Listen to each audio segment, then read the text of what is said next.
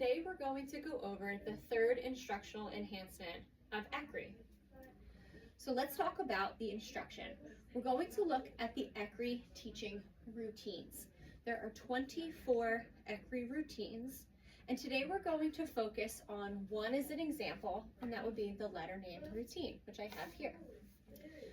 Within each routine, you're going to find that they follow the same flow, they follow the same format. Within each, you'll see that it's highly focused and a purposeful use of instructional language. We're also incorporating through ECRI strategies to improve student engagement. Now, both of these combined will make it so that your current reading curriculum feels like it's on steroids. We're trying to optimize our practice opportunities for students using our current curriculum materials and program. Okay? So we're using highly focused, purposeful language for instruction with strategies to improve student engagement. So each of our routines is going to utilize evidence-based practices, and they are going to follow and have the same elements in each routine. The first element is going to be materials, an explanation, a teacher model, practice for students, and a check for understanding. So following sort of that classic I do, we do, you do approach. So within our model, or within our ECRI routine, we have materials. And the first thing that says at the top is our chart for letters to practice. And that is what I have prepared here for us today. The next piece is our teacher explanation. Okay? And we see that here in our explanation. It tells the teacher what exactly to say. The words are here in bold, and they're going to be utilized like a script. You're going to say exactly what is in the script, and it's been highly researched and proven that using this script is the most effective way to, again, keep student engagement and keep time for practice for students.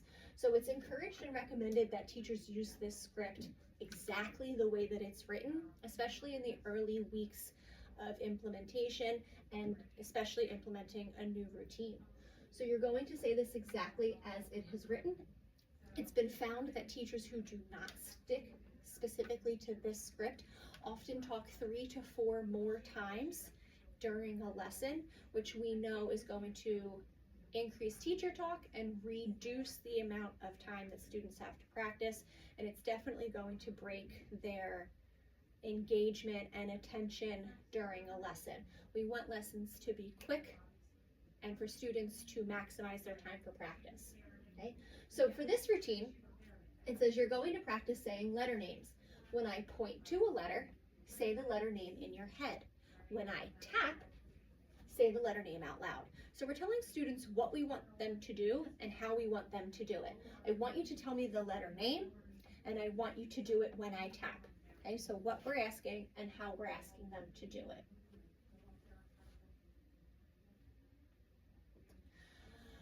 So again, our explanation, we're stating the objective or the goal of the lesson. We want to be concise and clear with our language, limiting the amount of teacher talk. In some routines, like we just said, we're going to practice saying letter names. In other routines, it might look like you're going to practice saying sounds. You're going to practice blending sounds to read words. So you're, again, telling students exactly what they're going to do and how they're going to do it. The next piece is the teacher model. So this is the I do part of the lesson. You're telling them, you told them what they're going to do, you stated the objective, you told them how they're going to do it when I point to a letter. And now you're going to show them exactly what their response is that you're looking for. I've asked them what to do, and now I'm going to show them what I want them to do. So in their model, it says use the signal for each letter name. Model until students are successful with the routine. So that might look different for each class, year to year, especially during different grade levels, but you're going to model it until students are successful. You're going to say, again in bold, read this bold print exactly the way that it's written. I will show you how to say the names for the first 2 letters. My turn. Usually the model is going to be showing the first 2 examples of letters, of sounds, of words. In some routines that might vary, but in this specific routine, it's going to be showing students the first 2 letters. The next box is going to have a little hand pointing, and it's going to show you exactly how to model this routine. So it says touch to the left of the letter name. In most cases and most routines, we are going to touch to the left. Sometimes we'll touch underneath, and we'll talk about that in other routines as they come up. But we want to tell students where we want them to look. We want them to focus on this particular spot. So that would be our focus, touch to the left of the letter. Our cue is name, because I want students to tell me the letter name. And I want it to be short and quick. I don't want to add any extra teacher talk. I don't want to lose my students' engagement. I want them to quickly tell me, I'm showing them where to look, I'm telling them what I'm asking them to do, and then I'm going to wait 2 seconds for students to think. Now, all students think at different times and will process at different speeds. So we want to make sure that we are allowing time for all students to think of their answer. When I point, I say name, and I give them time to think. Okay? If I don't give students time to think and I signal very quickly for my response, you'll find students tend to, we'll have a few early blurters that will say the name quickly because they are high achieving and they already know this sound. And then some of your lower achieving students may tend to drag off a bit and they'll copy whatever their peers are saying. And so they're not really getting time to think and practice. They're really just getting time to practice copying their peers, and that's not what we're looking for here. Okay, so we're waiting 2 seconds for students to think, and then it says to tap finger under the letter. So we'll give a quick tap that signals students that it's time to respond. Okay, so this is where you'll see that model, and this is, so that will look something like this. You're going to practice saying letter names. When I point to a letter, say the letter name in your head. When I touch under the letter, say the name out loud. I'll show you how to do the first 2, my turn. And now I will touch to the left and say name, C, name, M. Now you'll notice I gave those 2 seconds for wait time.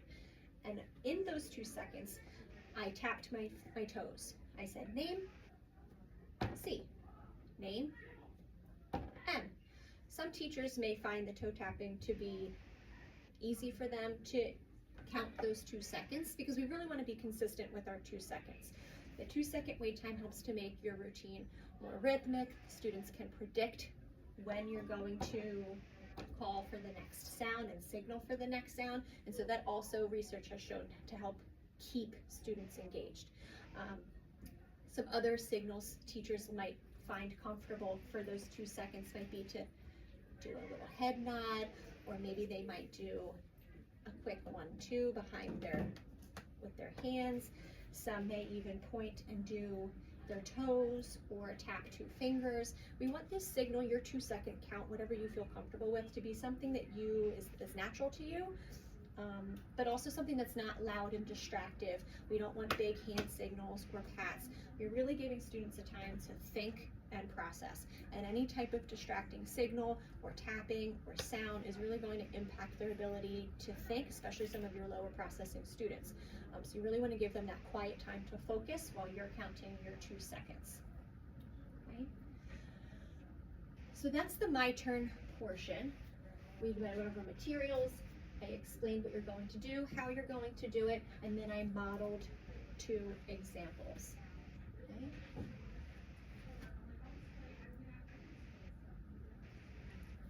So again, demonstrating this task for students, you're giving step-by-step demonstration. It's clear, it's concise. We want to get right to the point and eliminate any extra teacher talk. when appropriate. Sometimes students don't always catch on to these routines as quickly as we think or as quickly as we might expect. And so it's appropriate to provide that scaffold to those students by joining them in some practice to begin with. So saying, let's try this together, and then you might trail off as you notice students are picking up the rhythm and picking up the routine. Again, those 2 seconds are really to keep things rhythmic so that students know what to expect. So again, that might look like name, 1, 2, name, 1, 2, name, 1, 2, name, 1, 2. And you can feel that rhythm already start to develop, and the students will pick up on that rhythm too.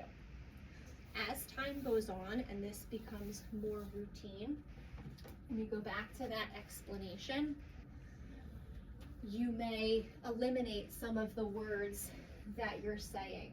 So in this one, we might say you're going to practice saying letter names, and we might jump right in. Name, 1, 2, name, 1, 2. Okay. So again, as teachers and as students become more familiar with the routine, we don't always need to say this whole lengthy statement, because again, eliminating that teacher talk is our goal and maximizing our opportunities for practice. So if we are reducing some of this talk as students are more familiar, that's really going to put us in a good place to maximize the time for practice. Okay. The next piece is the multiple student practice opportunities like we just talked about. Okay, so here's your time for practice for students. Told them what to do, how to do it, I gave my explanation, I showed them what they're going to do, and now it's their turn. So in my explanation, I said, my turn. Name, 1, 2, name, 1, 2, and. Now it's their turn to practice. I'm going to go back to the beginning and let them practice those first 2 letters that I've already modeled. So it says go back to the first letter on the chart and use the signal for each letter. And that will look like your turn. My turn, name, 1, 2, C. Name, 1, 2, N. Your turn, name, name, name, and so forth. Right? So this is that practice opportunity for students. All right, so let's break down the cue. Breaking down our opportunities for students to practice is really going to depend upon giving a clear signal. The signal needs to be clear so that students know what they're going to do and when they're going to do it. So for our focus, in this routine, we're going to touch to the left. In other routines, we might pinch a sound spelling card, we may pinch a prefix or suffix or a contraction card, but in most routines it's going to be a touch to the left, sometimes it's a touch under for certain blending routines. It will depend, but our focus is always the same. So we want to make sure that we don't move our finger away from that focus. And the reason for that is, you know, all students have a different ways of they're paying attention or they're processing, and we lose students sometimes. So when I keep my finger here, at any point when a student is looking this way, we'll know exactly where to look. If I point here for a second and then I move away, when a student comes back to pay attention, they're not really sure where I am. So I'm holding my attention. I'm not pointing and making any distracting signals or distracting sounds. I'm pointing right here and I'm keeping it steady and consistent. The next part is going to be my cue. What do I want students to do? In this routine, I'm going to ask for the letter name. Name.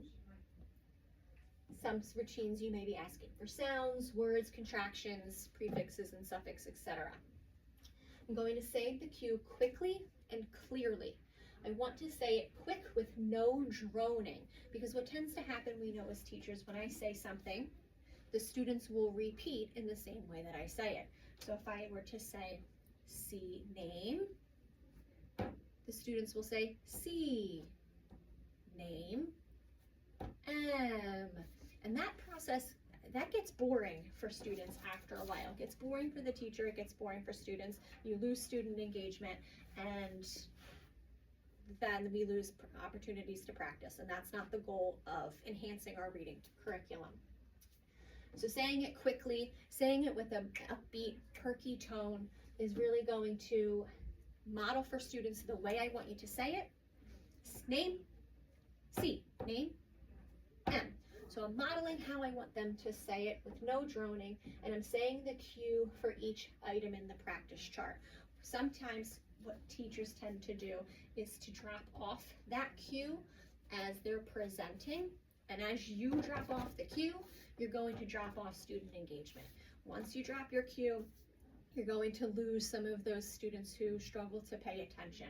So saying name, name, name, name is really going to keep students engaged, okay? Keeping students' attention and focus every single time.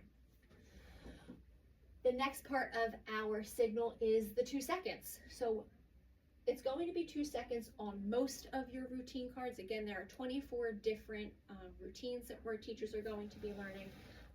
And so that wait time will vary, but for the most part, it is a 2 seconds for response time, so students have time to think about their answer. Okay, we want to keep the think time consistent between each item. Again, creating that rhythm helps students create that predictability in the routine and in the sounds, or whatever it is that you're asking them to do, letters, sounds, blending, etc. So the goal is also for students to be successful practicing with the group. We never want students to be relying on other students to answer for them, and oftentimes that's what happens in a large class setting. You call on one student and only that student answers, and nobody else really needs to think about it because they're kind of off the hook.